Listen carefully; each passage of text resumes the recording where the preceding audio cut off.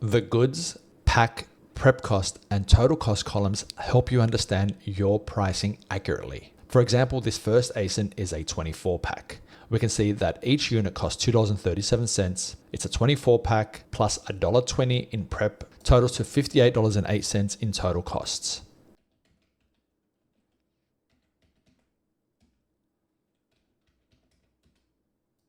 Any adjustments made will reflect instantly. And it also affects your total profit.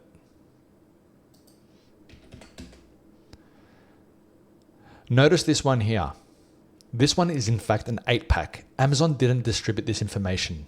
So we can see that it is an 8-pack, so we should adjust Astro to show that.